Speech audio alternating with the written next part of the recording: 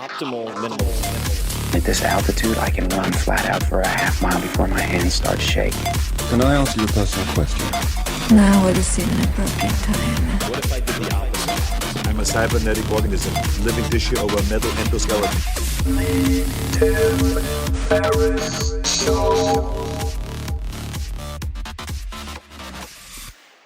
This episode of The Tim Ferriss Show is brought to you by LinkedIn. The right hire can make a huge impact on your business. The wrong hire can crater your business. And I have seen example after example from thousands of my readers at a minimum where they've told me stories of how finding the right person at the right time, and in some cases not even asking, what should I do, but asking, who should I find? Because that person can help me determine what exactly to do more intelligently. And I've had a chance to hire 2 such people in the last year, and that has just made my business take a quantum leap forward, and my complexity in my personal and business life get cut dramatically. And this type of simplification cannot be overvalued. We think a lot about hiring, and I think a lot about hiring, and it is a skill that I've had to learn. It is important to find the right person. But where do you find that person? You can post a job on a job board and hope that that right person finds your job, that they are on the internet happening to scan something here and there and then find you. But think about it. How often do you hang out on job boards? The answer is probably not very often. So don't leave finding someone great to chance when you can post your job exactly where people go every day to make connections, grow in their careers, and discover job opportunities. That is LinkedIn. Most LinkedIn members haven't recently visited the top job boards, but 9 out of 10 members are open to new opportunities.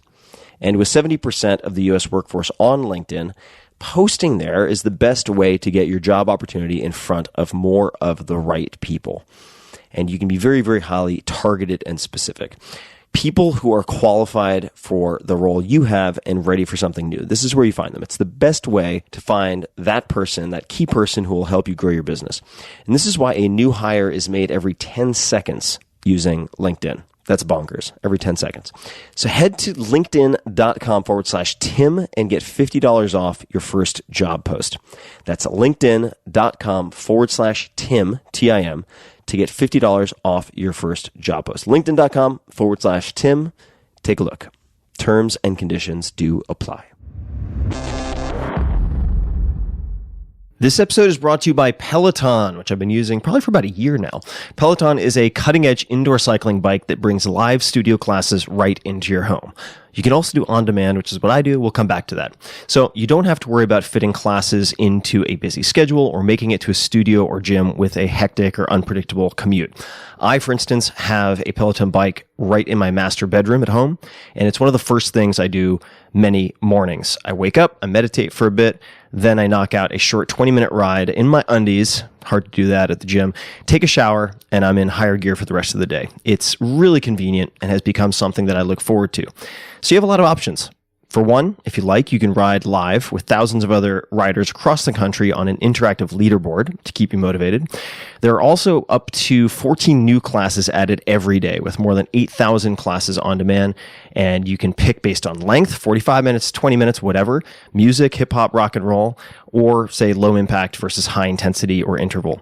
You can pick the class structure and style that works for you. And in my case, I quite like Matt Wilpers, and I tend to do on-demand and listen to a lot of and watch many of the same classes over and over, but I'm kind of promiscuous and also enjoy classes from a lot of the other instructors. They have, Peloton, an amazing roster of incredible instructors in New York City with a whole range of styles and personalities, so you can find what you're in the mood for. You also get real-time metrics that you can use to track your performance over time, and that will help, I would say, catalyze you to beat your personal best. Now, that all sounds good, right? Gamification, yada, yada, yada. I didn't think that it would work for me or in any way incentivize me, but they really 100% hit the nail on the head. I was very, very impressed with how motivating it was. And it worked tremendously to keep me pushing, which quite honestly takes a fair amount. I can get quite lazy, particularly with anything that edges on endurance, which is kind of more than 5 reps of anything for me. So check it out. Discover this cutting-edge indoor cycling bike that brings a studio experience right to your home. Peloton is offering listeners of this podcast a limited time offer. Go to onepeloton.com. That's O-N-E, Peloton, Peloton.com, and enter the code TIM, all caps, at checkout and get $100 off of accessories with your Peloton bike purchase. So get a great workout at home anytime you want. Check it out. Go to onepeloton.com and use the code TIM to get started. Why, hello there, you sexy little minxes. Minx, is it? Murder of crows? A gaggle of geese? I don't know. This is Tim Ferriss. Welcome to another episode of The Tim Ferriss Show, where it is my job to interview and attempt to deconstruct people who are excellent, world-class at what they do. My guest this episode is Susan Cain. She's been very widely recommended, widely requested by all of you, and here she is. Susan is the author of the bestsellers Quiet Power, subtitle The Secret Strengths of Introverts, and Quiet, subtitle The Power of Introverts in a World That Can't Stop Talking, the latter of which has been translated into more than 40 languages. Quiet is also in its 7th year on the New York Times bestseller list. That is a long time. And it was named the #1 best book of the year by Fast Company magazine, which also named Cain one of its most creative people in business. She is the chief revolutionary of Quiet Revolution, and her writing has appeared in the New York Times, The Atlantic, The Wall Street Journal, and many other publications. Her record-smashing TED Talk has been viewed more than 20 million times and was named by Bill Gates one of his all-time favorite talks. You can find Susan on Twitter at Susan Cain, C-A-I-N, at the website quietrev.com, and on Facebook under author Susan Cain. So without further ado, please enjoy this wide-ranging conversation with Susan Cain. Susan, welcome to the show. Thank you so much for having me. I have been looking forward to having you on the show for some time, and we have a lot of terrain to possibly cover. So we may end up having a part 2 and 3, but I don't want to get ahead of myself. I thought that we could look at public speaking just for a second, because many people will associate you with this blockbuster mega hit of a TED Talk. Mm-hmm. And rumor has it that you straight in the delivery room from the get-go were a natural-born killer on stage. This is true? Were you born a spectacular public speaker? Oh my gosh. Okay, well, everybody listening, you can't see Tim right now, but he has a very devilish smile on his face because, of course, the answer is the complete opposite. So I had a lifelong, well, dating back to middle school, I know exactly when it started. I had an almost lifelong fear of public speaking.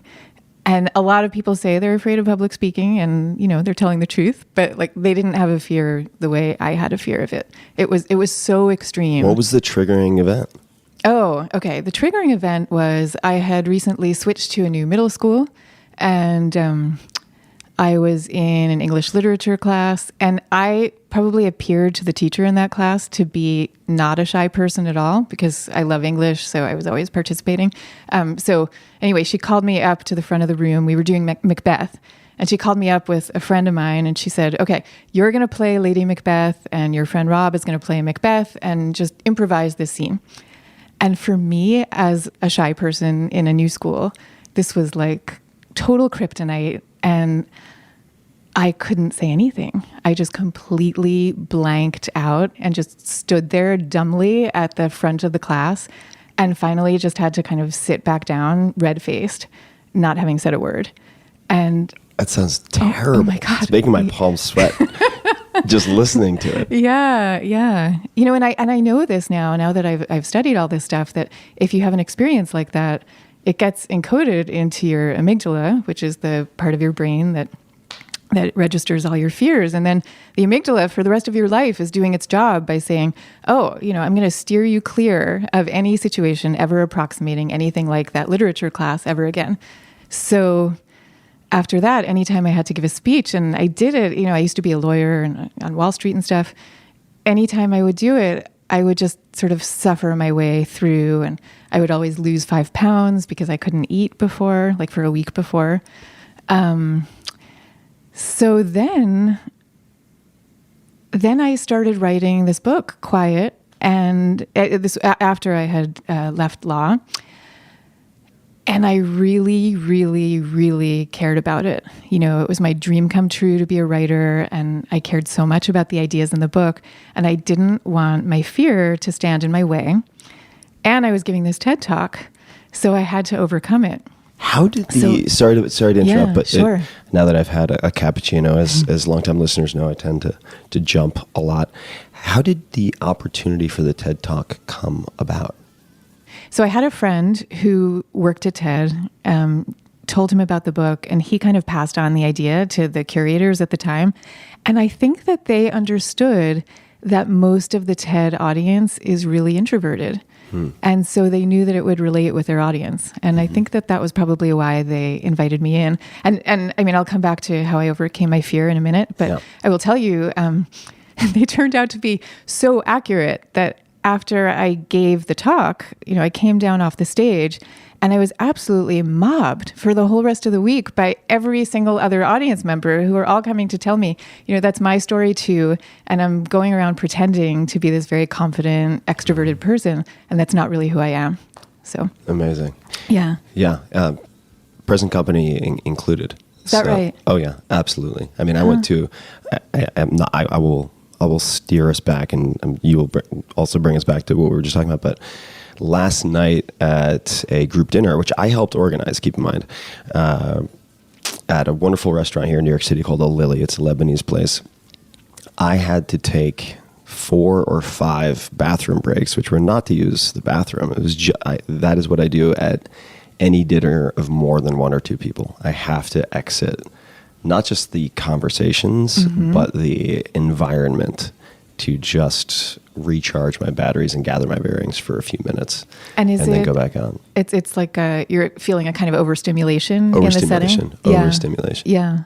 I mean, that's so interesting because I've heard you talk before about moving to Austin and having these group dinners. And I thought, oh, that's so interesting that that's what Tim wants to do, because like I would never choose to socialize that way. I always love to socialize one-on-one, like almost the way we're doing right now, you know, sitting here just talking. There's a kind of boiling point for me in terms of size. Like 4 to 6 I can handle. It depends. Yeah. It depends for me also on the environment, I think more so than the number of people. So when I do these group dinners, I will generally host them at home or have them at one of my friends' homes. Right. Not in a popular restaurant. Yeah. Like I did last night. So I'm just going to say what's interesting about that is how strategic you are about it. And I've really noticed this with people. So we were just talking about TED. I was just talking to Chris Anderson, who runs TED, about this whole phenomenon. And he describes himself as an introvert too. And he said he loves group dinners if there's a specific topic that everybody is gathered there to discuss and he knows it's going to be something really substantive, then he's in his comfort zone, you know. But if it's just kind of this amorphous socializing, he wants to leave. So just on the tactical, practical side, I also tend to very frequently cook the meal for the group so that I have a task while people are arriving and talking. Also deliberate because I'm often inviting people who don't know one another, so I want them to have a chance to chat without having me as a mutual crutch, if that makes sense. Yep. But in any case, we could talk about that for a long time. No, and that's a really common strategy. I hear that from many people. Yeah, but wanting to have the task. I can play extrovert. I'm good at playing extrovert, but up until say 6th grade, I wouldn't even go out to recess. I would sit on a step and read usually books about sharks and fish because I wanted to be a marine biologist, but I wouldn't even go out to recess. Wow. So it's so a lot of what you talk about and have written about certainly strikes a chord. Now I feel like I want to ask you so many questions about this. Like, well, I'm really curious if we talked about if we could go back and talk to 6th grade you right this minute. Like, would 6th grade you have any idea that you would have the life path that yours has taken that's so public? Absolutely not. No, definitely not. I mean, what happened in 6th grade also, just for people who might be wondering, well, what happened in 6th grade? If it's up until 6th grade, what happened in 6th grade, or I should say more accurately, the summer of 5th grade is that I had a huge growth spurt, and I had been bullied really badly. I was born premature and very small, and I was bullied really, really badly up until the end of 5th grade. Then I left to a summer camp and gained about 30 pounds of muscle and grew 4 to 5 inches over the summer, came back, and then... it's like a Captain America narrative. Yeah, exactly. Yeah. And then the bullies who had been accustomed to bullying me tried their usual playbook, and I just went on this vigilante spree like the Punisher, and that changed the social dynamic. So I was able to actually go outside and do things that I wanted to do at recess from that point on. So it didn't mean that I socialized a lot more, but I had more mobility. So that is what happened. But like you, and this is part of the reason why I wanted to start with this question about overcoming a fear of public speaking, is that it's when people see the finished product, it's easy to assume that it comes from an attribute as opposed to a skill. Yes. And in fact, a lot of what appears to be natural appears only to be natural because it started off very, very unnatural. And someone has worked at chipping away at it over time. I think that's true. I think so often when you see someone who's really good at almost anything, it's because they actually started out exactly the opposite, and then they cared so much about fixing that problem. Yeah. But in terms of how I overcame that fear, and I have this kind of evangelical desire to share it because it was so extreme. I feel like if I could do it, then I know anyone can overcome any fear. So first of all, I spent like years sitting in therapists' offices, kind of cozily discussing, well, what might be the sources of this fear, and what do I trace it back to, and like that, and that does no good at all. I'm actually a big believer in therapy, but not for this type of issue. So what really does it, if you're afraid of something, you have to expose yourself very slowly to the thing that you fear in really manageable doses. So you can't start off by giving the TED Talk. So in my case, I signed up for the seminar it was a seminar for people with public speaking anxiety. It was here in New York. And, you'd get there, and on the very first day, all you had to do was stand up, say your name, sit back down, declare victory, you're finished. And that's it. What was the organization? Oh, gosh. Is it Toastmasters or something else? No, and I am a big fan of Toastmasters, but this was almost like more remedial than Toastmasters. Toastmasters Light. Yeah, this was like pre-Toastmasters. Yeah. So the guy's name, he's amazing. His name is Charles DiCagno, and you can find his organization. It's speakeasy.com, and I think Great. It's spelled with 3 E's. Perfect. And I'll put a Yeah. link in the show notes for people as well. Yeah, because I really recommend him.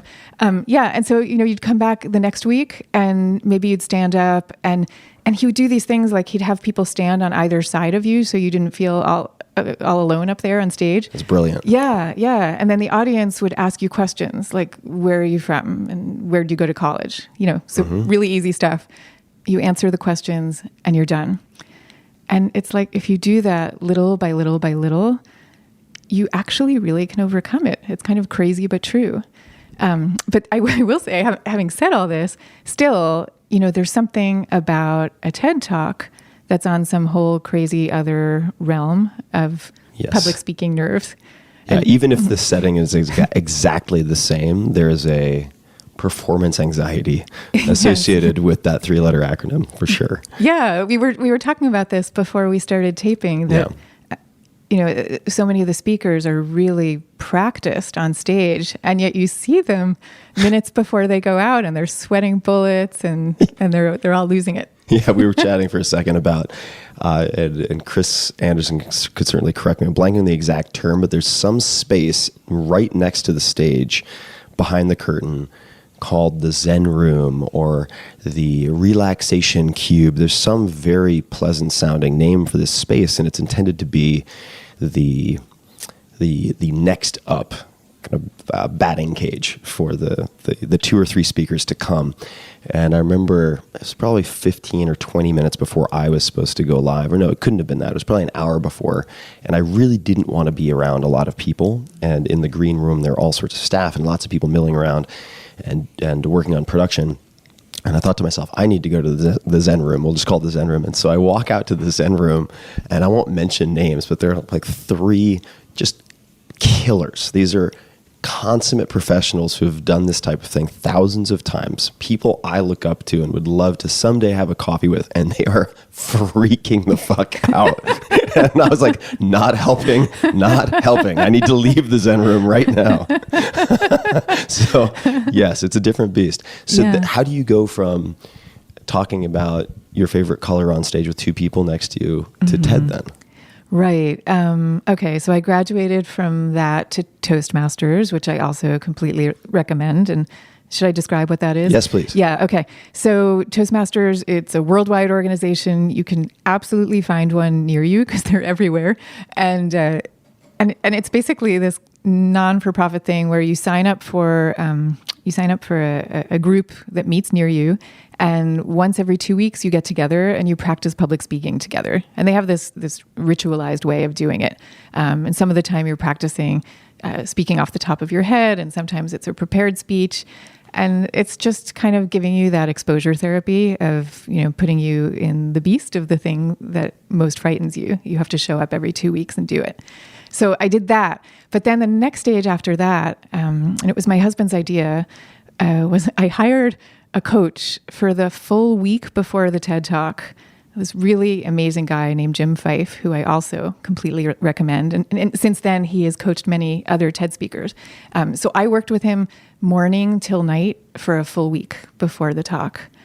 Good for you. Yeah. And what did the working with him look like? Okay. So he did a really brilliant thing. He was very psychologically attuned. And I said to him, I'm really comfortable in general talking to people one-on-one and kind of like cozily sitting on a couch and talking about life. I love that. For me at that point, though, getting up on a stage and holding forth was the hard thing. So he said, okay, let's practice your talk sitting on the couch and just talk to me about it. And we did that for like 2 days. And it was only after that we then moved to the stage and started getting into kind of the theatrics of it. That's brilliant. And that really, that kind of transition was so helpful. I just want to note that I spend so much time with, and I'm so obsessed with good teachers, good coaches. This is very common where they will effectively say, let's start from where you are right now. Right. And they will always return, if they sense any type of overwhelm or fear, to bring you back to a point of familiarity or comfort. Yeah. And then edge into sort of the next concentric circle of that is your limit of comfort. Yeah. And I think they also have to show a lot of non-judgment, because I had some dark moments during that week. For me, this was the abyss, and I was just hanging out in the abyss for a week. Yeah. And so he saw me, I had only just met him, and he saw me not in the most flattering circumstances. And yet I didn't feel embarrassed by that. There was something about him. Did he do anything in the beginning to assess you or establish a baseline, or was it more of an interview that he used, like an intake? Do you remember? It wasn't really formal like that. He's such a human guy. It was just like we were just talking. We were just yeah. Disguised as intake. Smart fella. Yeah, and then so the amazing thing to me now is I now, super ironically, have a career as a public speaker. Like I travel the world going and giving talks to all different companies and conferences all over the place. And, go ahead. And I mean, I asked you, well, if we could tell 6th grade Tim where he would be, what would he say? And I say that to myself too. Like if you could have even told me 8 years ago that this would be my life, I would have been so shocked by it. And now I've come to like it. So. Did you have any particular pre-game ritual or anything that you did in the hours leading up to your talk that helped, or that you didn't do? I have things now. Back then, I just suffered. But what do you have now? Now, I have a few things. I mean, I do deep breathing just like everyone else. I'm sure you've heard that a million times, but it's got to be real deep breathing, you know, where you really feel your belly and your diaphragm filling up. But for me, what I also do is I usually think to myself, and I do this especially when I'm speaking to an audience that I find more intimidating, you know, like a group of finance people at an investment bank or something. Right. I will say to myself, there, I am sure, is one person in this audience who has a child who is shy or introverted. And if that child has a better life because of one tidbit that that person hears today, then it's all good. And that pulls me out of myself instantly. It gives you also a hurdle that you can clear for winning the presentation, so to speak. In a sense. It's a manageable goal, but I think it feels deeper than that to me. It feels also like, I think when people get nervous about speaking, you know, obviously they're really nervous about being judged, right? Mm-hmm. But this completely shifts the energy where it's not any longer about how anybody judges me. Yeah. It's about, can I help that kid out there? And I want to say also that part of the reason I am more than happy, actually excited to spend so much time talking about this, is that it is not specific to public speaking. Right. This just happens to be a very common fear and perceived weakness of many, many, many people. Yeah. Also, as a side note, what Warren Buffett says is his greatest ever investment. Mm-hmm. Put more specifically, a Dale Carnegie course that he took in public speaking. Right. Because it magnified his ability to do almost everything else, to communicate effectively, both in spoken word, but also in the written word in some respects. Yeah. Go ahead. I was just going to say that I don't think I've ever spoken about this, but I also did Toastmasters. And if you have trouble finding it, oftentimes there are large companies that will have within their HQ or any large location their own Toastmasters group. And that's actually how I found it in San Jose initially. It was at Adobe. So I would go in and I would do this Toastmasters. And your description of having this very logical progression of small wins layered upon small wins, getting up on stage and then getting off stage, right? Getting up on stage, having two people next to you and answering a few questions and getting off stage is so incredibly effective. And I'm laughing right now because I remember when I was preparing for my first presentation at South by Southwest. Mm-hmm. So this is a very large festival and conference in Austin, Texas, and the timing was 2007. It's about I want to say a month and a half before my book is going to come out, my first book, which I'm very nervous about. There had been no speaking slots, but I had pitched Hugh Forrest at the time, who I'd been introduced to, that I would take anything available, corner of a room, hallway, if there were any cancellations. I would really appreciate the opportunity to speak at the event. And lo and behold, there was a last minute cancellation, not by a keynote speaker, but by a sponsor who was going to have a stage to pitch their products from in this makeshift cafe. And I was like, I'm in. But I was so incredibly nervous about this that in the beginning in particular, I was, and this is true today, too nervous to practice my rough draft of the presentation in front of people. Yeah, I get this. And so what I did, I was staying in a guest bedroom at a friend's house. He had 3 chihuahuas. And I went outside, I was playing with the chihuahuas, and they followed me into the garage. I practiced in the garage. I didn't want to practice in the house where my friend's wife was. And I gave my presentation. I felt reasonably confident about the content, but I wasn't comfortable with any of the performance aspects of trying to keep attention. So I gave my draft of this talk over and over again until I could get the dogs to sit and stare at me, somewhat bewildered, but to hold their attention. And that was the litmus test for me Wow. To graduate to giving a rough draft in front of humans. For those people out there who are wondering whether this all comes naturally to me, it does not at all. And have you talked about that before, or is this the first time I don't think I've that? talked about that. Certainly, I don't think I've talked about it on the podcast.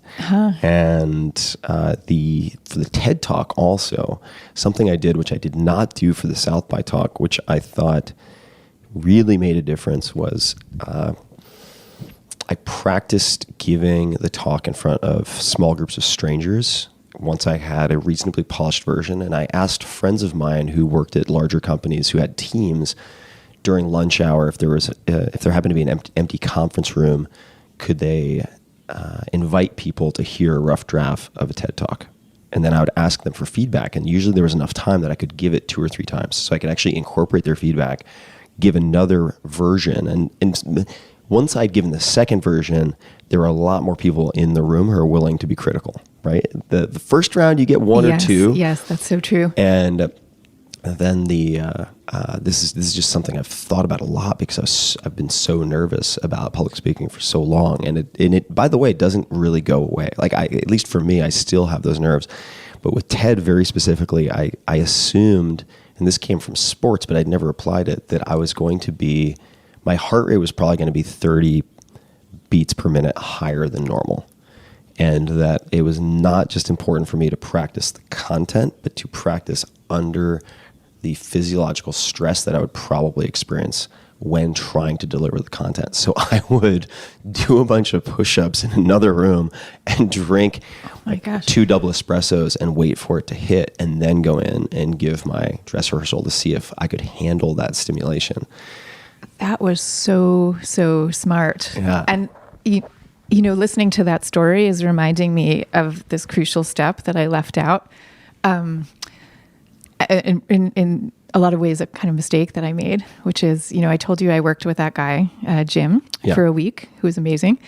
And I thought I was pretty well ready at that point. So I talked to my friend, Adam Grant, who's a very dear friend. Very good speaker too. And a really good speaker, and who also started out as a very nervous and, by his description, a terrible public speaker. He says he used to get terrible reviews from his students, and he just worked and at it, and now he's the most popular professor at Wharton.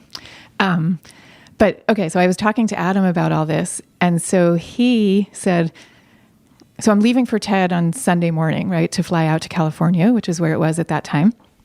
And he says, I'm going to pull together a group of friends and you can practice your talk in front of them. And so this is Friday night and I'm leaving Sunday morning. And so I show up at this apartment full of Adam and his friends. And I think that I'm pretty well done with the talk. And this is the first time that I'm giving it in front of any kind of group, because I didn't have the foresight of what you just described. And not only was I so nervous, but I realized from the feedback that a lot of the content was all wrong. And it's Friday night and I'm leaving, the next day, basically, or the day after the next day. So I went home and I just spent the whole entire night rewriting the whole final third of the talk. And then I'm on the plane going out to TED, trying to memorize the new talk. So I don't recommend that kind of approach. But you need to get real people in front of you. This is just like entrepreneurship and people who try to get the product perfect before exposing it to any prospective clients. You really need to get into the messy reality of what a live audience or a real customer looks like. And the same was true for me. I made a lot of changes in the last few days, which I thought were just going to be fine-tuned. Right. And then you fine-tuning. And I was like, actually, I really need to completely change probably 30% of this. Yeah. And I was very, very nervous before the TED Talk. And I came off stage and I did not think that I didn't think that I blew it, but I didn't think that I did a great job. I came off stage thinking that there were definitely bits and pieces I could have done better. But worked out. Seems to have worked out. Okay, wait, but I want to come back to one thing that you said for the benefit of people who are listening now.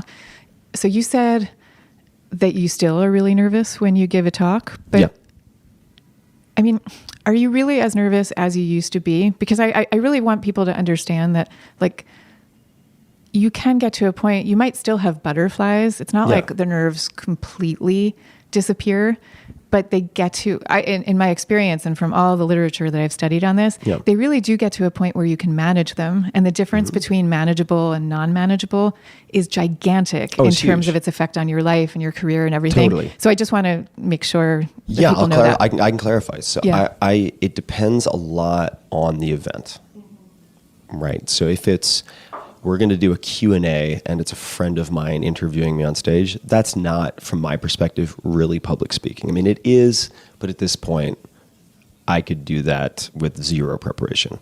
If it's anything resembling a keynote, if it is Tim on stage talking to an audience and they expect something that has been well rehearsed, my physiological response is still very strong.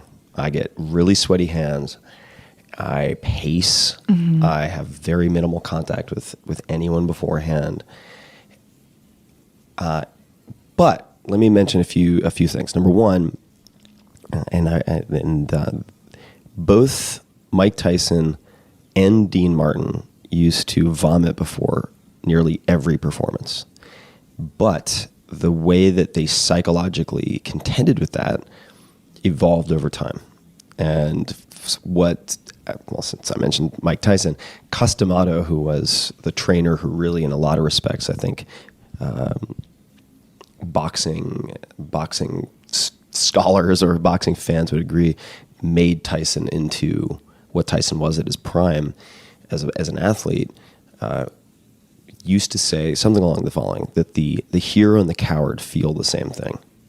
It's how they respond. Yes. Oh, I so believe that. Yeah. And I mean, there is no courage without the presence of fear.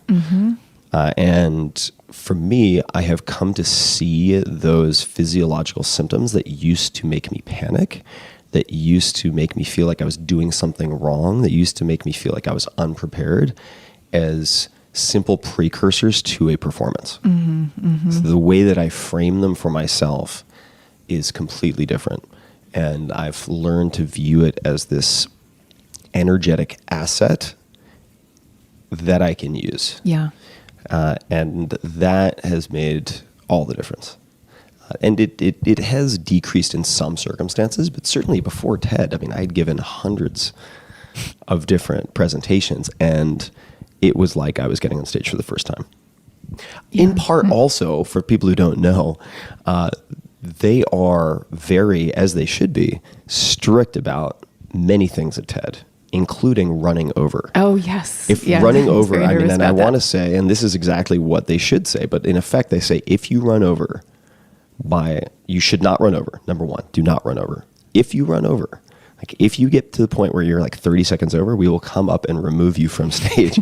And while I'm preparing and while I'm rehearsing, one of the things that made me most stressed out is that my finish times were really variable. And I would say like 30, 40% of the time I ran over. Then other times I would run 2 minutes under, but miss something really, really important. Yeah. Because I was Yeah. rushing and I was Yeah. like, good God, this is just a crapshoot. Like I am at the craps table with my Yeah. timing. And Yeah. that really was a concern for me. So that was another element that made TED unique for me, was that degree of cutoff. Yeah, I felt that way too. Yeah. And I did end up going over by over a minute. And, Oh, good for you. and there it is. And they were But- just like, we cannot stop this performance. Well, I don't know about that, but but I want to say also, for anybody who is listening and who is right now in the grip of this kind of fear and isn't sure whether they can really get past it, also like what is waiting for you on the other side of it is so gigantic, because there's something weird about public speaking where it has such disproportionate value to, in a way, what you're investing in it. You know, like you're going up Definitely. on stage for 18 minutes or 40 minutes or whatever, or maybe within your own workplace, you know, even giving a 2-minute talk, suddenly everybody is regarding you as a leader, and as someone who they can turn to in a new way, from if you hadn't been willing to put yourself forward in that way. Definitely. I mean, there's public speaking as the force multiplier for the value of your other skills, which is absolutely true.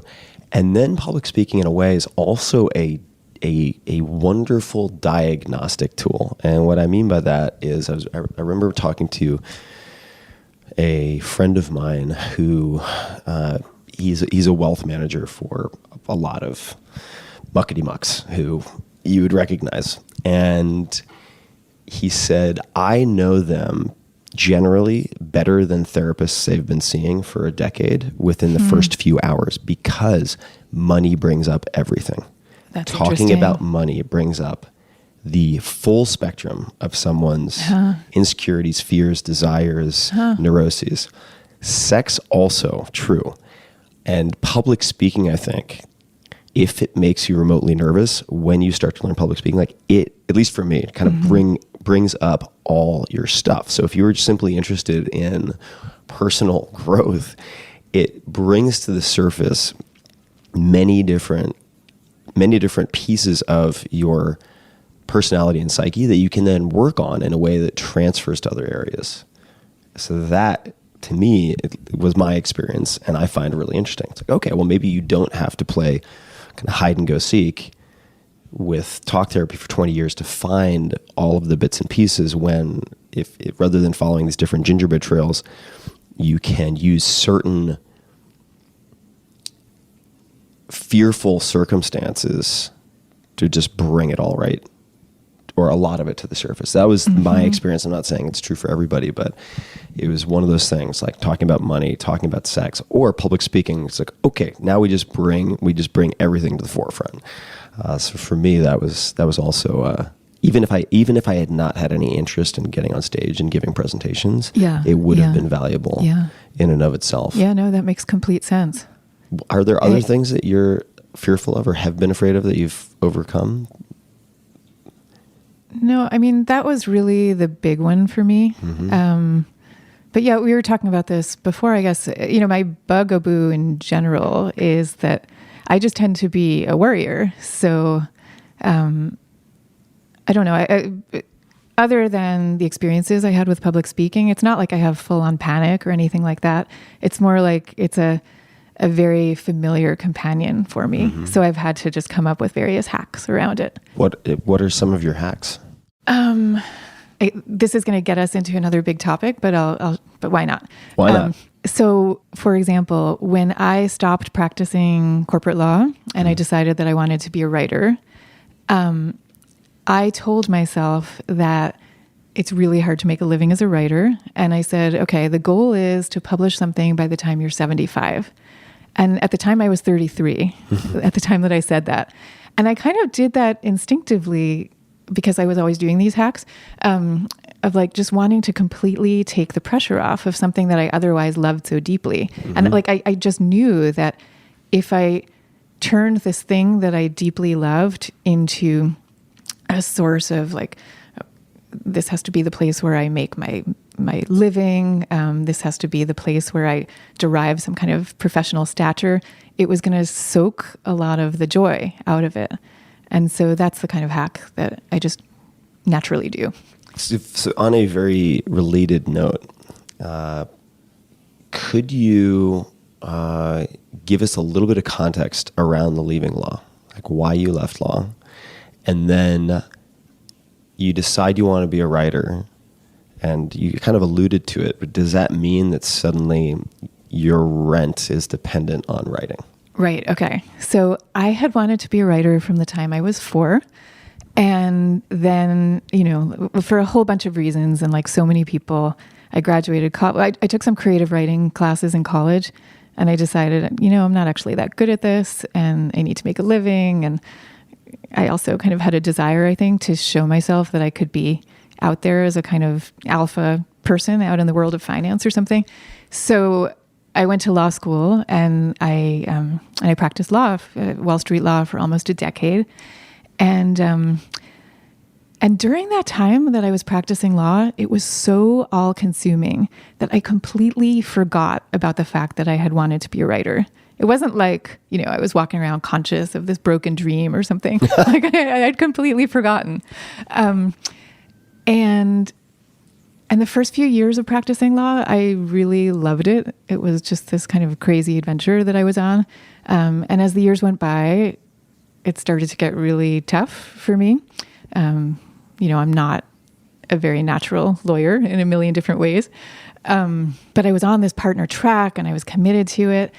And then came the day, and I think I may have told you about this in an earlier correspondence, but then came the day when a senior partner in my firm walked in and said, I was supposed to be up for partner that year. And he said, well, we're not going to be putting you up. And the funny thing is, to this day, I don't really know if he meant we're not putting you up ever for partner or just not anytime soon. I don't really know what it meant. All I knew was, like, number one, I burst into tears. And number two, here was my get out of jail free card. So 3 hours later, I had left the firm. Like, I was gone. I took a leave of absence, and I just started bicycling around Central Park. Like, I didn't know what I was going to do next. But as soon as that space opened up, that I now had free time for the first time in like 10 years, I started writing. And I had no idea that was going to happen. It was almost like in a movie. That's cool. Yeah, it's like just been waiting for you. Yeah, I mean, literally, I remember that night, like kind of curled up on my sofa in my apartment, and I just started writing on my laptop. And then a week later, I signed up for a class in creative nonfiction at NYU, and I just had this complete feeling of certainty that this was what I wanted to be doing, and zero expectation that I would make a living out of it. So this is a really important thing, I think.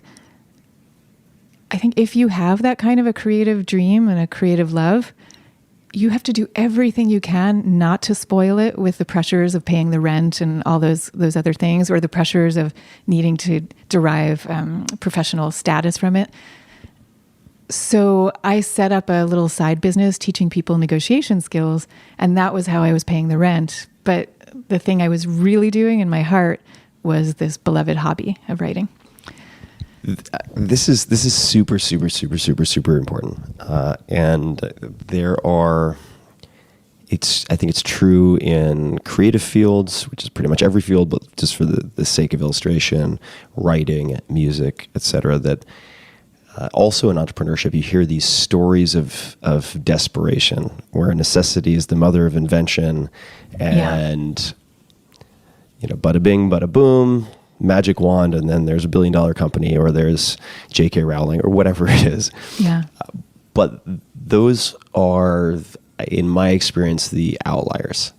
Right? They make for great cover stories in magazines, but the fact of the matter is that, from what I've seen, certainly with guests on this podcast, is that, for instance, Soman Chainani, who has a number of mega successful novels, but he had a SAT prep counseling service that he offered well past the point that his first book was successful, because he wanted to always feel like he had a safety net, so that the writing would not be tainted or even subconsciously influenced to match the market or whatever the lens might become by this pressure. Yeah.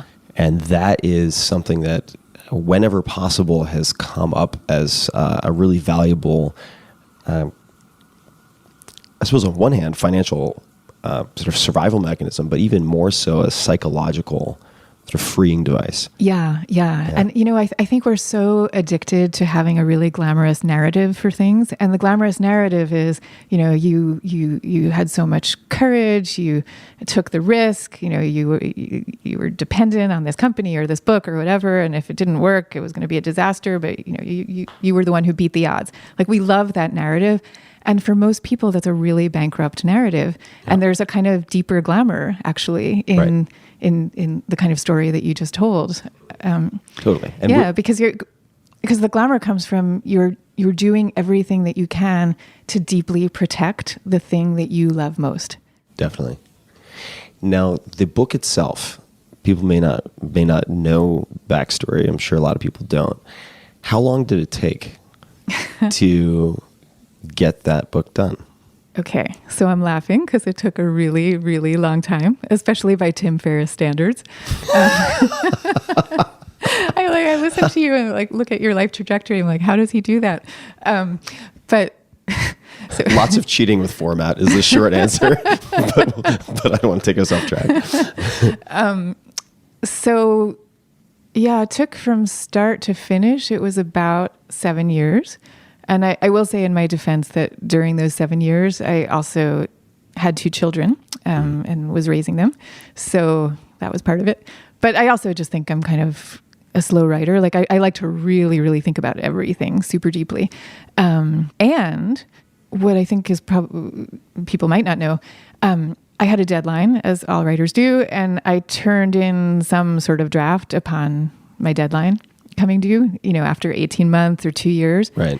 And my editor basically read it and said, "This is terrible."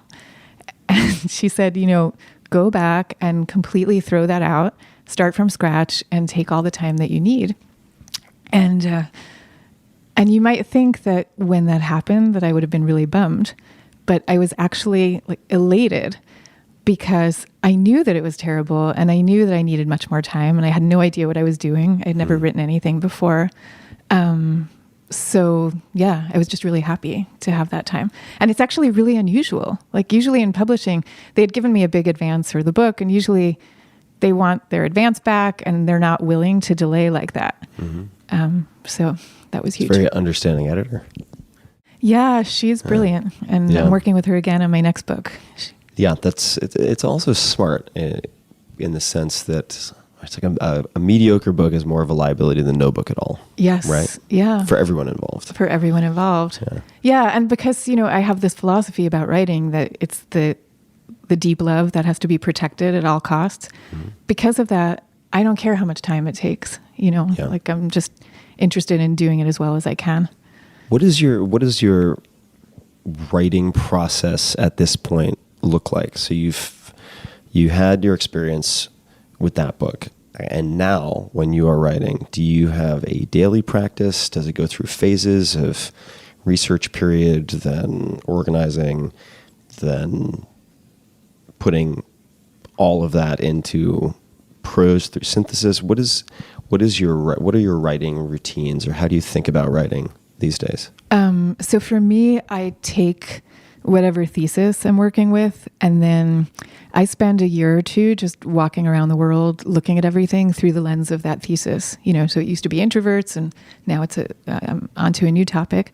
And I'm taking crazy notes through that period. Every conversation that I have, every book I read, it's all going in. How do you take and organize your notes? Do you do it notebooks? Do you do it digitally? What are the? I know this is nerdy, but it's not nerdy at all. I'm into it because a lot of writers do it differently. The reason I'm laughing is I'm thinking, when you hear my answer, you're going to know that I need a consultation with you for the next book because I don't do it in a super systemic way.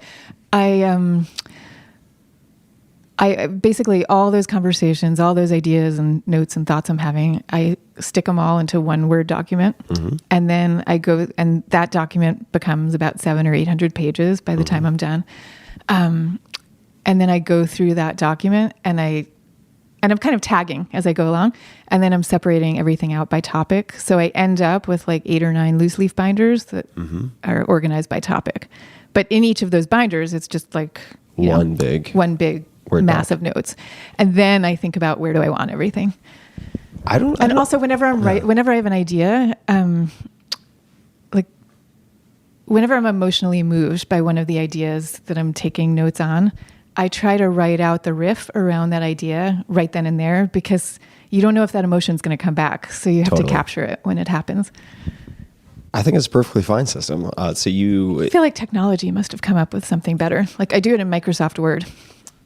There are probably better tools available, but I would say also that a lot of people confuse new tools for better content.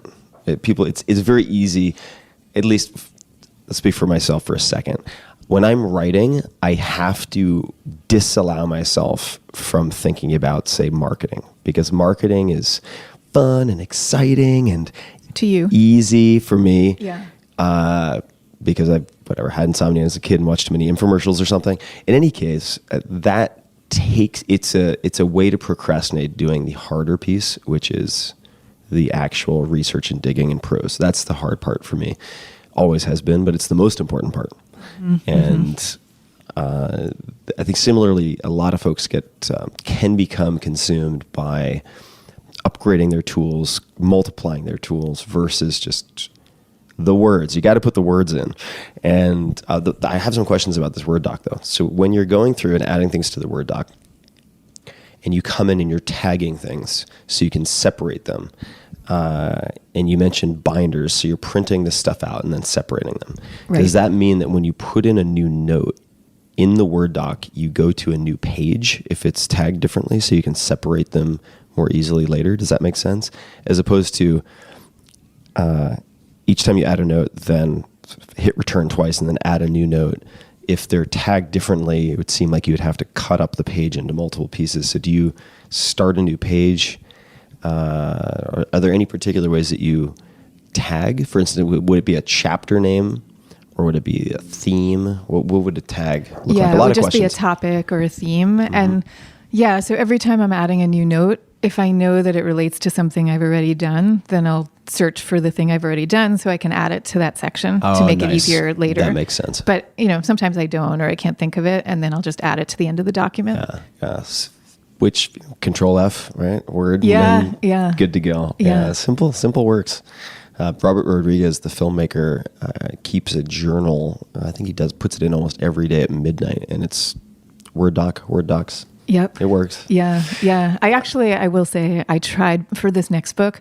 I spent a few days reading the instructions for Scrivener, one of these programs. Scrivener's. And I just ended up thinking, this isn't for me. Mm-hmm. It looks great, but Scrivener, well, some other time we can sit down. That is one tool that if you set it up really simply and you don't use 98% of the features, I find really useful just because you can create a view by which you see all of your separate documents, or actually I should say rather you see your tentative table of contents on the left side in a vertical pane, and then you can look at what you're on the right hand side. Then I would have it set up so that I have two split windows. So the left hand side you see your table of contents, and then there's a research, and then you have whatever research you want. That way you can be working on a document in the upper right-hand pane while you have your research that you're working off of in the bottom right. Mm-hmm. And if you decide to move docs around to see how it affects flow, it's just drag and drop. It's actually quite wonderful. They did have some issues with footnotes, or maybe I was just too technically incompetent at one point when you then had to export when the publisher insists on, say, Word, which maybe that'll change at some point. But getting a little geeked out, but the Scrivener, I've used Scrivener for almost all of my books. There may be one exception. I think 4 Hour Chef, because of how visually intensive it was done outside of that. And in terms of routine or ritual, you spend a year gathering these notes. So then you have... Yeah, maybe more. So, or more. Yeah. So you have 700 to 800 pages. It's a big Word doc. Yeah. And then what happens? Yeah, so then I spend the time sorting them out. And so I get to the point where I've got my 8 or 9 loose leaf binders that are more or less organized by what the chapters are going to be. And then comes the time to write, during which I'm still doing more research, but I'm starting to write. And for me, the writing, like the sitting down with my laptop and thinking about it all, that's like, I want to say it's my happy place, but that's not really the best description. It feels like it's this place that I go deep in my mind. And I really love being there. And it's like, no matter what happens to be going on in my outside life, I always have those few hours a day where I'm going to a cafe or a library or whatever, and I'm sitting with my laptop and my cappuccino, and I'm just doing it. And I'm stressing the emotional aspect because that's so huge for me. And I feel like I train myself to associate writing with all of these pleasures of, sitting around in cafes and things like that. Do you have a consistent time when you sit down with your cappuccino and do this? Are you a morning writer, or are you a catch as catch can writer? Are you an evening writer? I mean, you also have kids. I mean, you have other obligations. Yeah. So when do you tend to do your writing, or do your best writing? You can answer it however you like. Well, I mean, there's what I do and there's what would be ideal, but as you say, I have kids. So my routine is that I drop my kids off at school. That's at around 8. Then I go and I either play tennis or do yoga every day. And then after that, I do my writing. And that's a pretty good time for me. But what time of day would that typically end up being? Yeah, that probably ends up being around 10 or so that I'm starting. Mm-hmm. Yeah. But, if I had no other obligations, the best times of day would be more like either 7 in the morning and also super late at night. So 2 time periods that I have no access to for this stage of life. Right. But yeah. And you start writing, this is really interesting to me, hopefully interesting to other people. So you start, let's say, around 10. Do you break for lunch? Do you skip lunch? Do you have a standard type of lunch that you would have?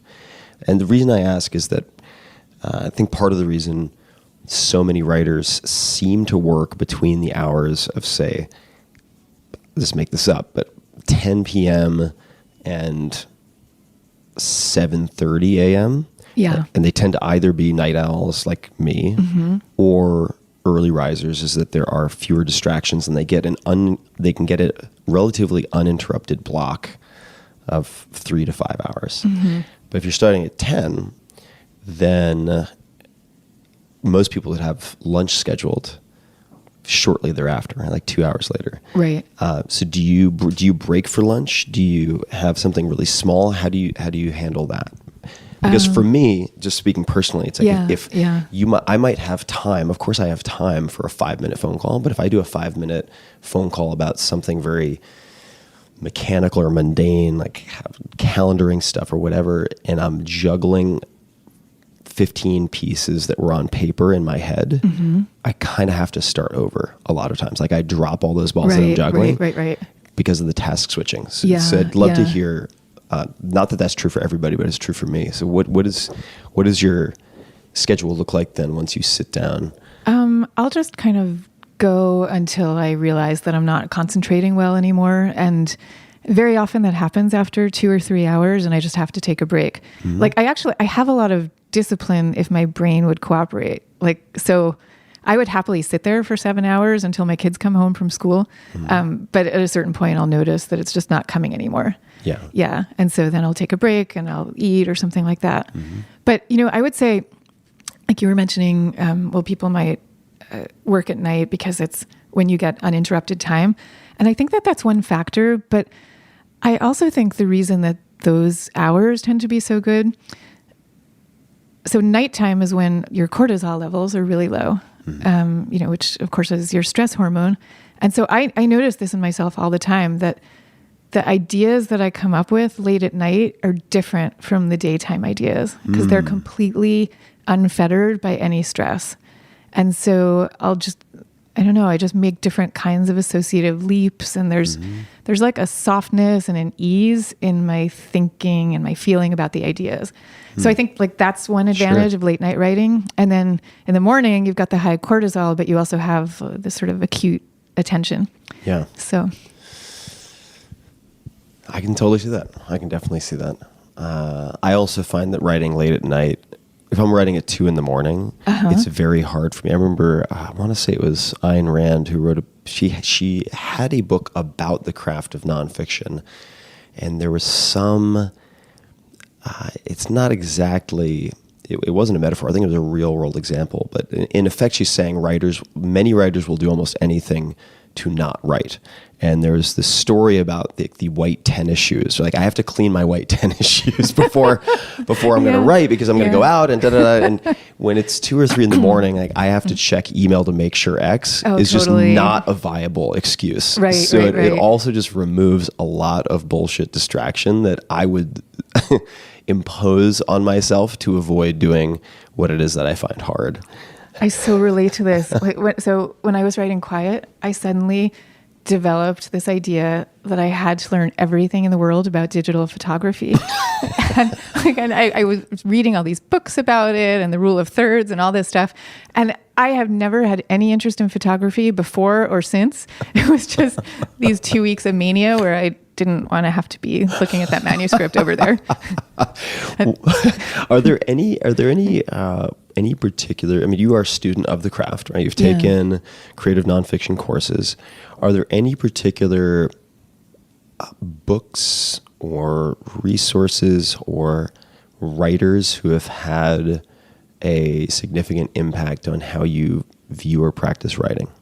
Oh gosh, I'm sure the answer is yes. And I can try to buy some time too. I can if helpful. I mean, Draft Number 4 by John McPhee, I think is really. I was very fortunate to spend time with him when I was an undergrad in college because he was teaching a seminar. Yeah, Princeton. But the structure. That's where I took my creative writing right. classes. Yeah. So the structure,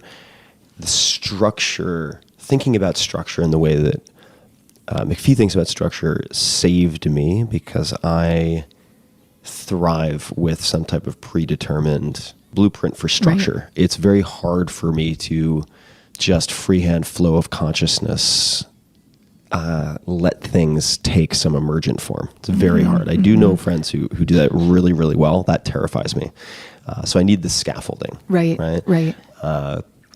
Bird by Bird by Anne Lamott. Oh, I love that book. Yeah. Such a good book. Bird by Bird, for people who don't know the book, I will say just before getting into a short description, has saved at least a half a dozen friends of mine from the precipice, meaning they were at the point of throwing in the towel and just quitting their books. And they were all writers in this case, but they were at the point where they're like, I'm done. I can't do this. It's too stressful. I don't like this. I don't want to do this. It's going to be terrible. Mm-hmm. And they were going to, in some cases, return their advances and just walk. Wow. And I want to say at least half of them read this book, went on to finish their books, and their books went on to become New York Times bestsellers. So talk about an important window for making a decision. And the gist of the book, the title, I should say, comes first from, I think it was her brother,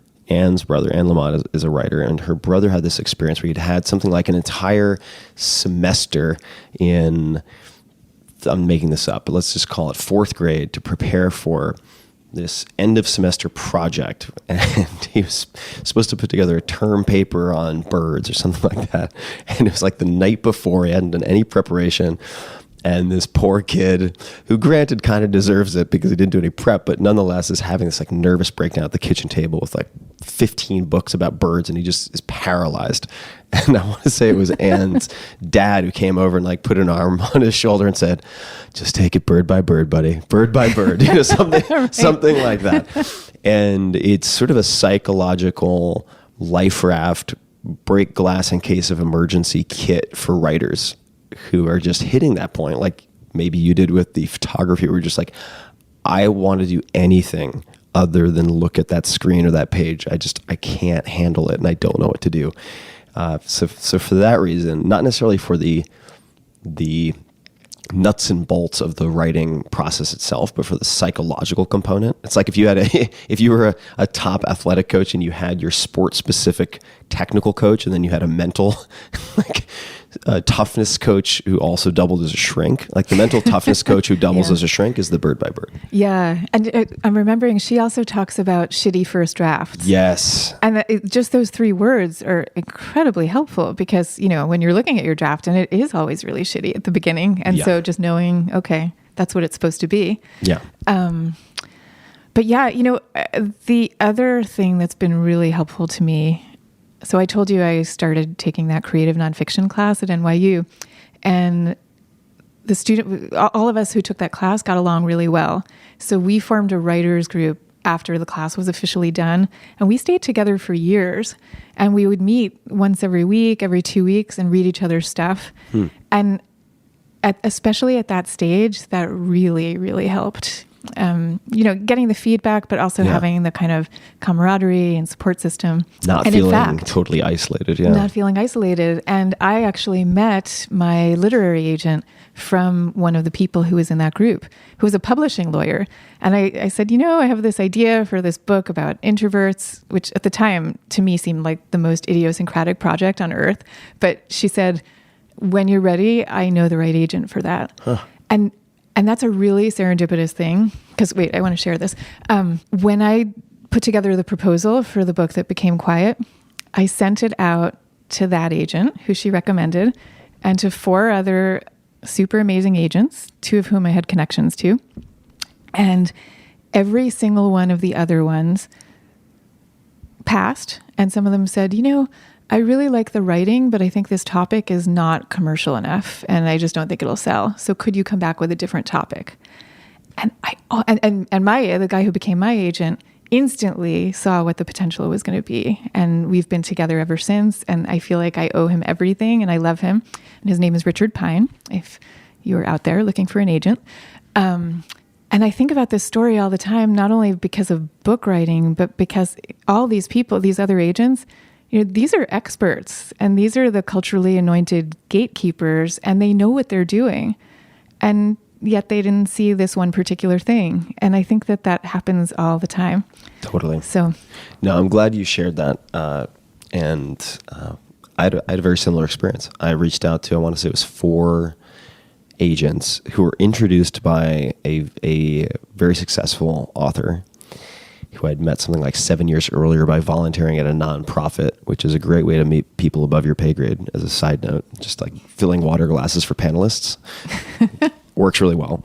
And so I had the right introduction, the writing. I didn't think my writing was Tolstoy or anything, but it was passable, and complete rejection from 3 of the 4. Wow. This was the 4-hour work week? The 4-hour work week. Yeah. 2 of them were not, were pretty heavy-handed about it.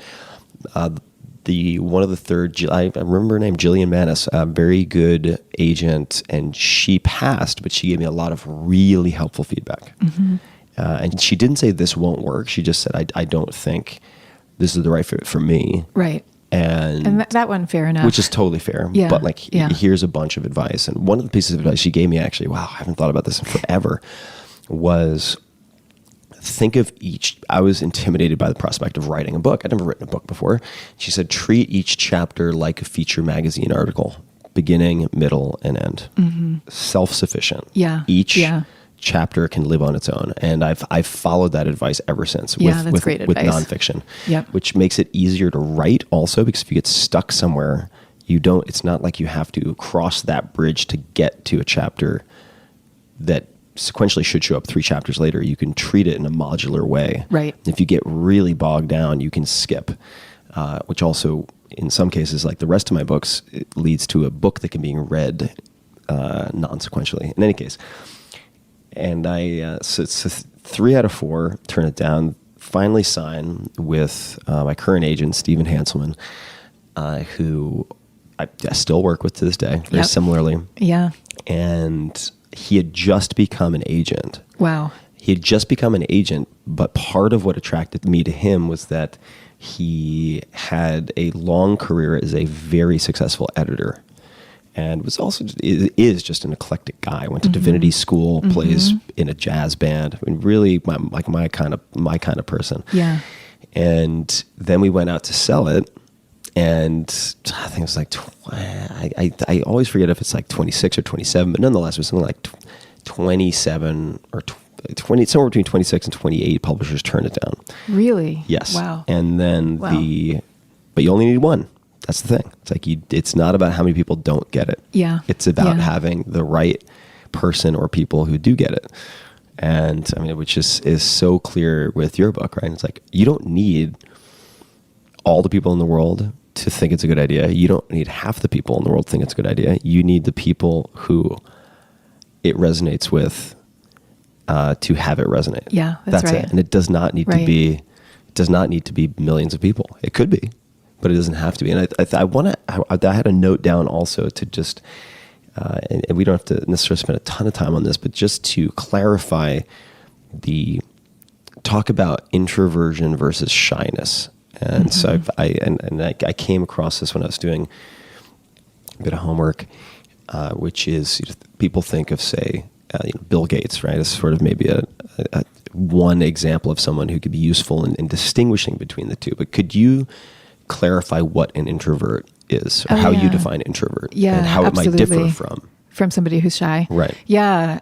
So introversion is really about the preference for lower stimulation environments. And you can trace it to our neurobiologies. Like introverts have nervous systems that react more to all the incoming stimuli. And so that means that we're kind of at our most alive and happiest and switched on when things are a little more chill around us, which is probably why when you're in those group dinners, you're going to the restroom every so often because your nervous system wants to tone it down. Yeah. And extroverts have the opposite situation and the opposite liability, because for an extrovert, you've got a nervous system that's reacting less to stimulation. And that means when you're in an environment that you find too quiet, you start to get really listless and checked out. So that's the liability there. Shyness, and I always feel like my work has to do with both introversion and shyness, by the way. But shyness is much more about the fear of social judgment. So you'll know if you're a shy person because when you encounter someone who has a neutral expression on their face, you will have a tendency to read disapproval in there and to react really strongly to the disapproval. Like you feel kind of really unhorsed by it. And it can take different forms. So it could be a fear of public speaking, or it could be a job interview, or any kind of situation where you feel you might be evaluated. So in reality, lots of introverts do tend to be shy and vice versa, but not necessarily at all. I don't know Bill Gates personally, but my guess is that he's an introvert, but not especially shy. And then somebody like an Eileen Fisher, who, she's got this wonderful, and I think it's been decades now, super successful fashion brand. She describes herself as a shy extrovert. So like she really wants to be around people all the time. She wants to be connecting all the time. You talk to her, she's constantly like setting up this workshop and that program. And, you look at her life and she's always surrounded by lots of people and things going on. But she's often feeling intense discomfort and needing to work through that. Wild. Yeah. Yeah. I would certainly describe myself as an introvert, and I never knew quite how to frame it until coming across your definition of preferring lower stimulation or environments with fewer stimuli. Because I've ever since I was a little kid been very sensitive. I mean, my sight is very sensitive. Right. My hearing is very sensitive. Yeah. But I'm not shy in the sense that I want to engage and ask questions and interact. But if the volume is turned up too much, or there are too many speakers, metaphorically or physically, I have a lot of difficulty parsing it all. But you don't have shyness would be like, before you go into those group dinners, are you feeling a kind of social anxiety? No. Right. Yeah. That's the difference. Yeah. Yeah. Yeah. There are so many questions that I want to explore, but let's because we have maybe 10 or 15 minutes more. Let's ask a few of the questions that I always like to ask. Sure. Are there any books that you have given the most to others as a gift, or any books you've gifted often to other people? I think that the book I've probably, for the last few years, been giving out the most is Waking Up by Sam Harris, which... Yeah, it's a fantastic book. It's such a fantastic book. And it was really, for me, completely life-changing. I think for probably the reasons it is for many people, which is I hadn't really known much about meditation before reading it. And I'm kind of, I think by my nature, I'm sort of a cross between a skeptic and a mystic or something. Yeah. you know, and the skeptical side of me, and it's a pretty deep skeptical side. It really needed somebody like Sam, who's such an extreme skeptic, Right.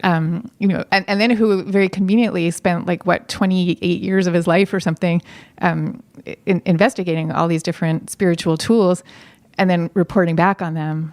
You know, for me, that was a narrator I felt I could really rely on. Mm-hmm. Fantastic book. You know, just because I think you'll.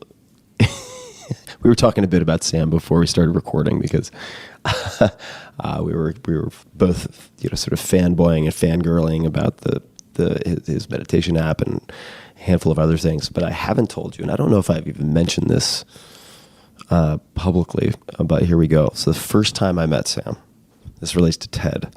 Went to TED for the first time as an attendee, which, by the way, was too much stimulation, so I never went back.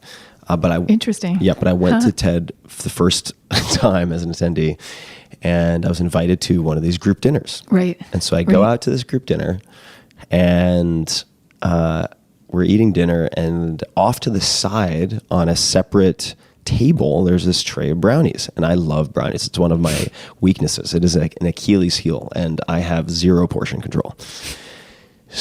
And these brownies are large brownies, and I sneak over kind of in between courses, and I'm like, you know what, I'm going to skip one of the later courses and just substitute the brownies because I love brownies. And so I eat 2 of these brownies, and about 20 minutes later, the host, who I shall not name, comes up to me and goes, Tim, did you eat any of the brownies? I go, yeah, I had 2 of them. And he goes, okay, everything's going to be fine. And I'm like, wait, what? Everything's going to be fine. What the hell are you talking about? They were heavily dosed pot brownies.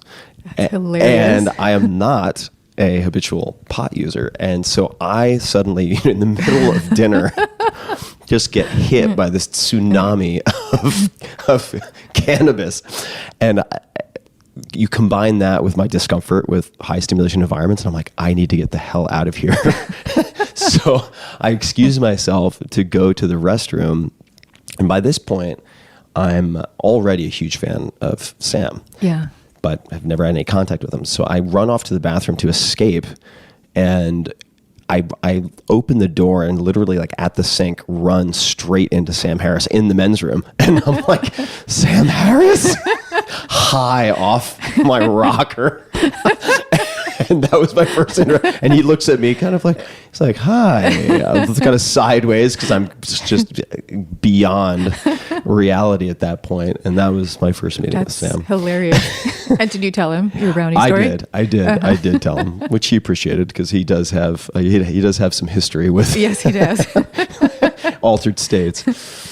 But yeah, no, I found that book and the subsequent meditation app and all of it incredibly helpful and fantastic. And you know, the one piece of it that I'm kind of trying to explore separately, because I feel like he looks at much less, is the whole tradition of loving kindness meditation and all the meditations around that.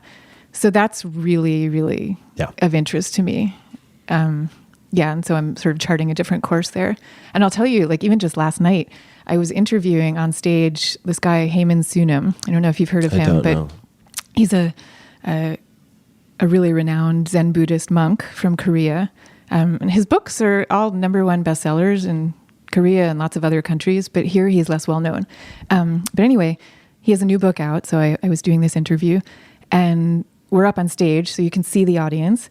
And it happens to be a pretty formal audience. So before we start, you know, the audience is kind of sitting there, kind of still in their seats. And then he opens by doing a loving kindness meditation. And it was so amazing to see the transformation on their faces. And he did this for maybe 1 or 2 or 3 minutes. Like, it wasn't long. Yeah. And, you know, suddenly they're totally smiling and they're open and they're happy. And, it's remarkable.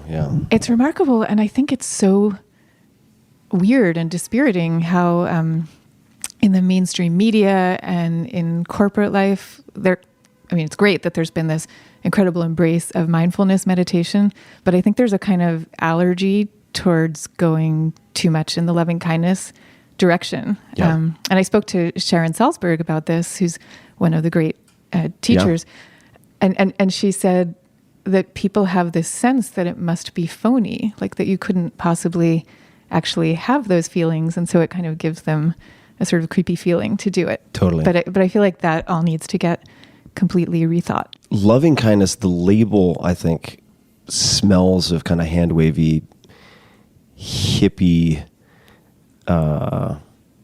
associations, and therefore people veer away from it. Yeah. Or if they have sensitivity to that stuff, which I do and have for a very long time. But so did mindfulness for many years. Absolutely, and that's been recast. But I successfully. mentioned that as a contrast to my then subsequent experience with loving kindness meditation, also called METTA, METTA meditation, which I was introduced to not first by Jack Kornfield, although I did spend some time with him, who's sort of the same cohort as Sharon Salzberg. I mean, they're close friends, and Sharon's been on the podcast. But Chad Meng Tan of Google, actually, who started this class within Google called, I think it's Search Within Yourself. It was a course that included many tools, including mindfulness. And he has a book called Joy on Demand, which is fantastic. I thought it was a fantastic title. I was like, I could use Joy on Demand. Let's take a look at this.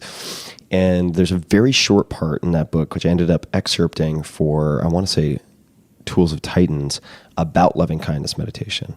And he tells the story of this woman who, as an experiment, guided or suggested by Meng, did a 1-minute loving kindness meditation on the hour every hour for one workday. And she would pick people who were walking about the office or so on. And she came back and she said, that is the best day I've had at work in 7 years. Wow. And I think part of that is, at least for me, that I am historically have been very trapped in my head. I'm very prefrontal. Yeah. And I come from a family of warriors, people who are... Warrior or worrier?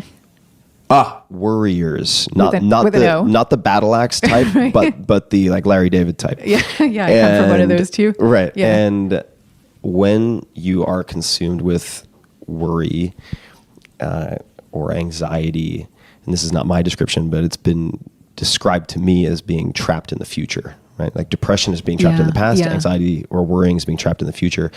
And it's also, at least for me, it's a focus on the self. It's like me. It's all things that might happen to me, things that I should do. And the loving kindness meditation, which can be so short and have an impact, gets you, unlike most types of mindfulness practice that are popular or becoming popular in the West, it gets you out of yourself. Yeah. And I recall when I was writing Tools of Titans, I decided to take Meng's advice, and I did loving kindness for literally 2 or 3 minutes every night.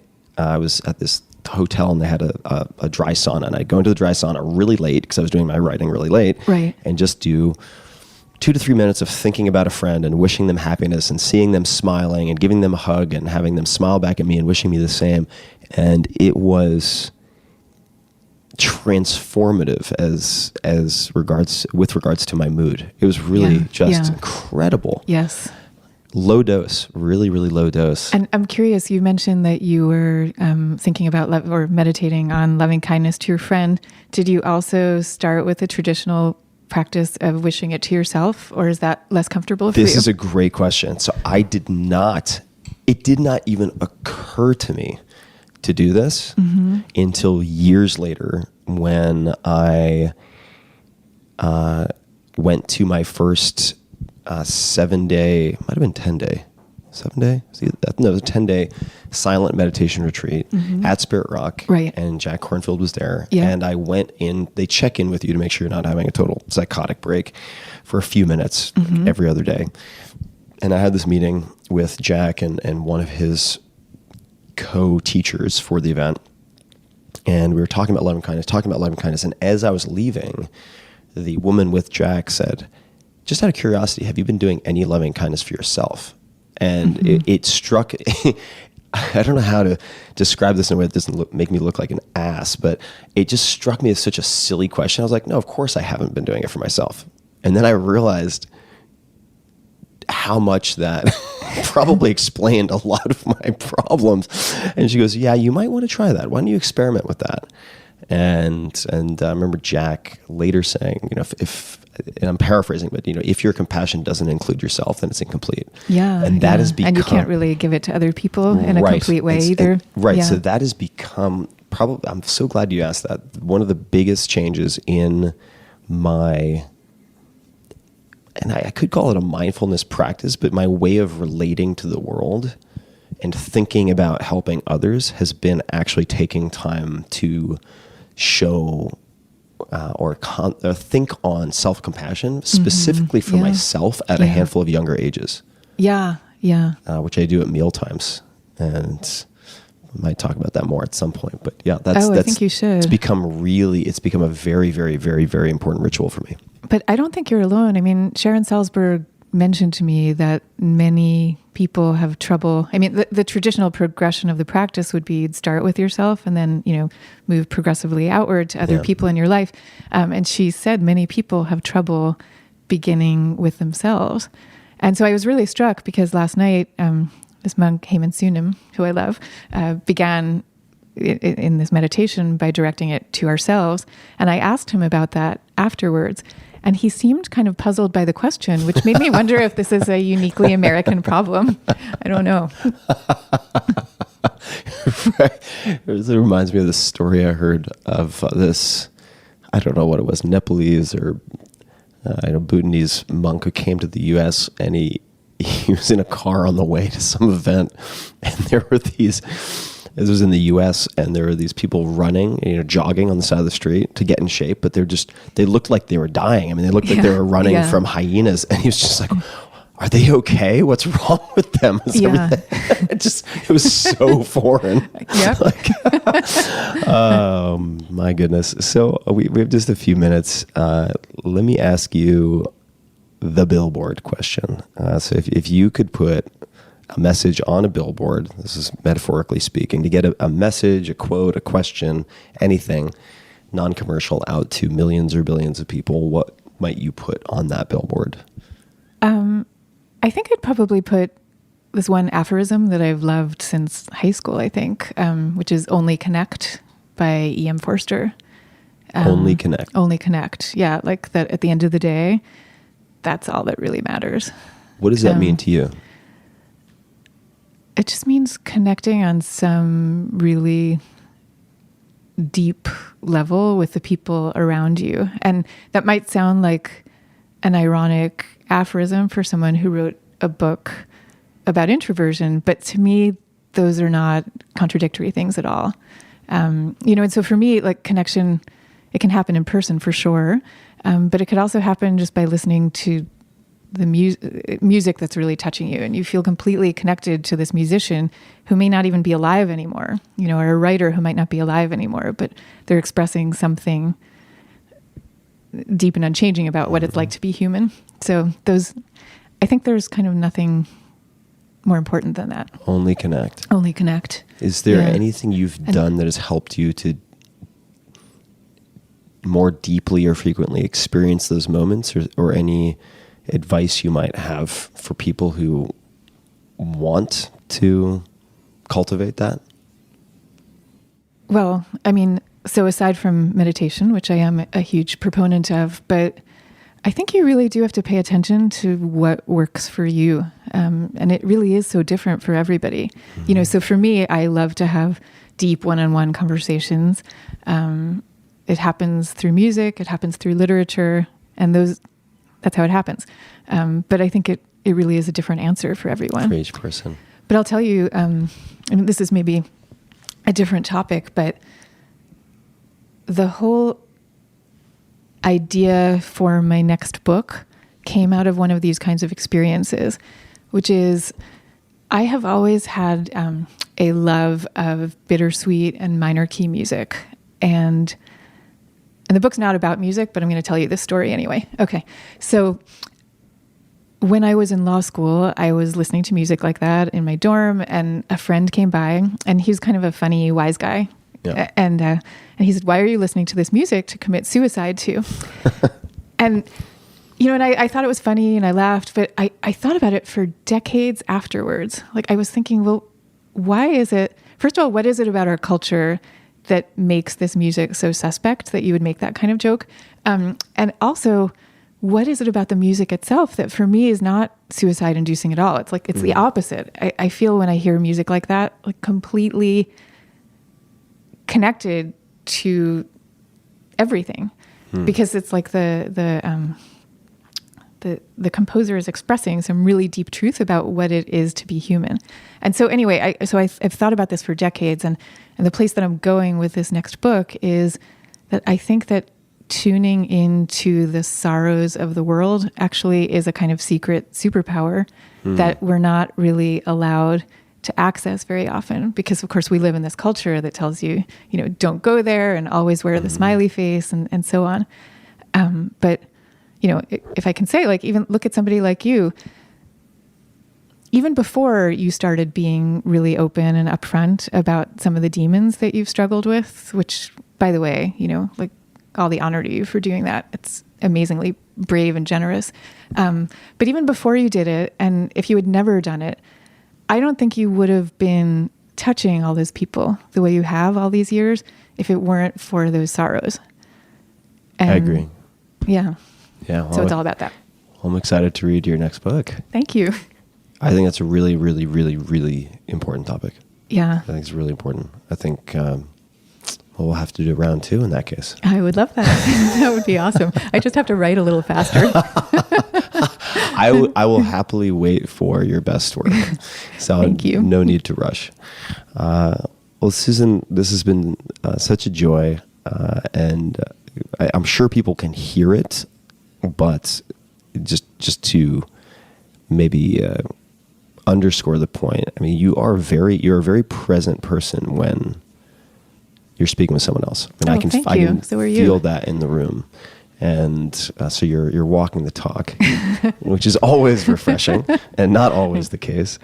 So thank you for taking the time today. Thank you so much. I really enjoyed it. Yeah, Great to hang out. And I will link to everything in the show notes for folks, including the name of the Korean monk that I couldn't spell to save my life at the moment. But we will have links to everything at tim.blog/podcast. And you can just search Susan, and it'll pop right up. People can find you online, presumably. Where are the best places to say hello, learn more about what you're up to? Well, best thing is to sign up for my newsletter, which you can get to if you go to quietrev.com, which is for Quiet Revolution. So you'll find it right there on the homepage. There's a sign up form, and there's a newsletter that goes out every week. Great. So that's the absolute best. And then I'm also super active on LinkedIn and on Facebook. Great. And Yeah. is that simply Susan Cain?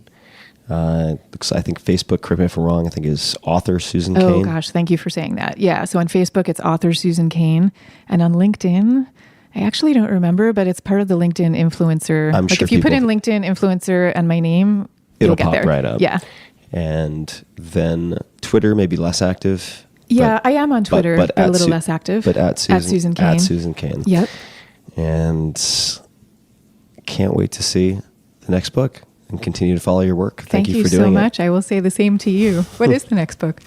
What is the next book? Well, based on an episode that came out a few days ago, I think it's going to be this book that I have been waiting to give myself permission to write, which is about, it's not that, it'll be a close cousin to what you are thinking a lot about right now. It would be how to pay attention to the psycho-emotional undercurrents and components of life very closely, and how to use tools both on the beaten path and off, very, very off the beaten path, for finding resolution for problems or challenges or insecurities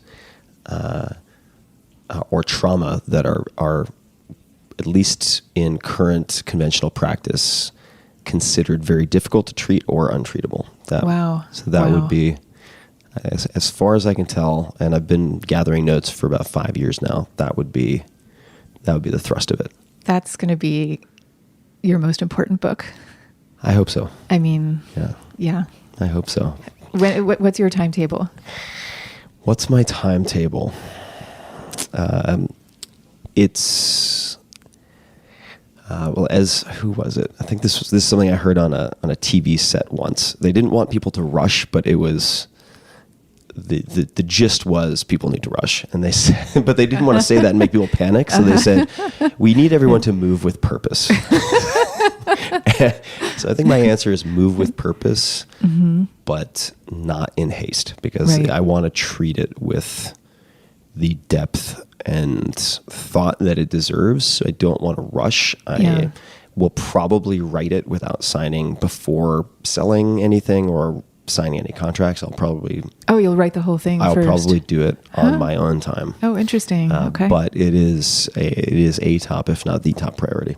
Wow. So are you like working on it every day right now? I am in some fashion working on it every day, but it's going to be a while before I get to the composition prose stage. But the vast majority of the work that I do on my books is the experimentation and the traveling for subjecting myself to all sorts of unusual things, and the note taking and the organizing of said notes. Right. And I'm doing some piece of that almost every day. Wow. Yeah. Oh, I'm so glad you're doing this book. Yeah. So if I can help, if you want an early reader or whatever, I would love to. Awesome. It's completely up my alley. Well, likewise. This has been so much fun. And until next time, thank you so much. Thank you so much. And to everybody listening, same. Until next time, thank you for listening. Hey guys, this is Tim again. Just a few more things before you take off. Number one, this is 5 Bullet Friday. Do you want to get a short email from me? Would you enjoy getting a short email from me every Friday that provides a little morsel of fun before the weekend? And 5 Bullet Friday is a very short email where I share the coolest things I've found or that I've been pondering over the week. That could include favorite new albums that I've discovered. It could include gizmos and gadgets and all sorts of weird shit that I've somehow dug up in the world of the esoteric as I do. It could include favorite articles that I've read and that I've shared with my close friends, for instance. And it's very short. It's just a little tiny bite of goodness before you head off for the weekend. So if you want to receive that, check it out. Just go to 4hourworkweek.com. That's 4hourworkweek.com, all spelled out, and just drop in your email and you will get the very next one. And if you sign up, I hope you enjoy it.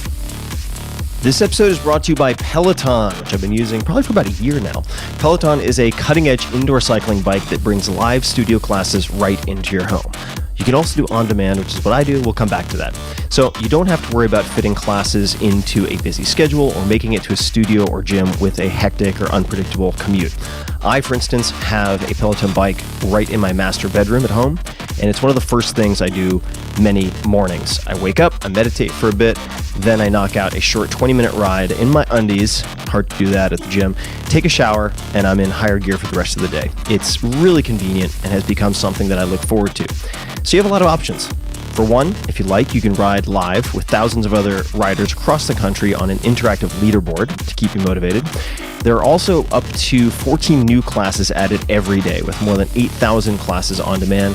And you can pick based on length, 45 minutes, 20 minutes, whatever, music, hip hop, rock and roll, or say low impact versus high intensity or interval.